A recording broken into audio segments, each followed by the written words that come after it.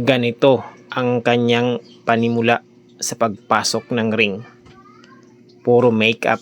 Ano ang kanyang tsansa na manalo laban sa isang tunay na lalaki? Ito ang isang Thai striker na lumalaban sa isang MMA fight na kung saan kalaban niya ang tunay na lalaki. Sa simula ng laban okay pa naman, pero bandang kalagitnaan ng laban tila ba sinasalo niya na lahat ng suntok na ibinabato sa kanya. Pero hindi naman ito inaawat ng referee. Malamang nakikita ng referee na palaban pa ang isang ito.